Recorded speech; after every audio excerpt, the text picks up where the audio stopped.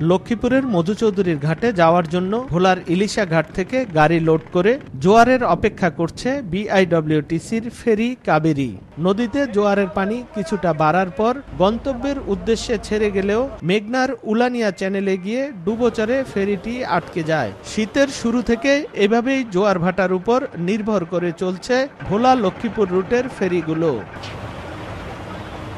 ভোলার ইলিশা থেকে লক্ষ্মীপুরের মধুচৌধুরীর ঘাট পর্যন্ত দূরত্ব 23 নটিক্যাল মাইল, কিন্তু নাব্য সংকটের কারণে সরাসরি চলাচল করতে না পারায় প্রায় 12 নটিক্যাল মাইল ঘুরে গন্তব্যে যাতায়াত করতে হচ্ছে।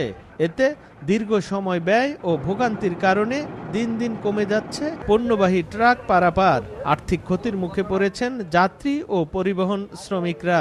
গত 2 দিন আগেও আছি, বাইজে রয়েছি, মনে করেন 3-4 ঘন্টা, মানে আবার ওই জোয়ার আসে, তখন আস্তে আস্তে এই হয়। পানি যদি জোয়ার বাটা নেমে যায়, পানি ফেরি খারায় যায়, গাড়ি উঠতে কষ্ট হয়ে যায়। জোয়ার শেষ হয়ে গেলে পাস হইতে পারলাম না, 10-12 ঘন্টা আমার বসে দেখতে হয় নাব্যতার সংকটের কারণে। আসলে বিআইডব্লিউটি তাদের ড্রেজিং কার্যক্রমটা সুষ্ঠুভাবে সম্পন্ন করলেই আমরা আমাদের সেবাটা সর্বোচ্চ মানে দিতে পারবো। এদিকে রহমত আলী চ্যানেল ও মধুচৌধুরীর খালে বছর জুড়ে ড্রেজিং কার্যক্রম চালাচ্ছে বিআইডব্লিউটিএ।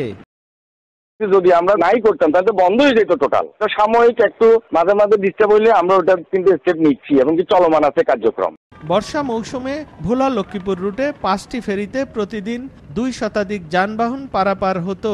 নাব্য সংকটের কারণে বর্তমানে তা কমে 150 হয়েছে। নাসির উদ্দিন লিটন, সময় সংবাদ, ভোলা।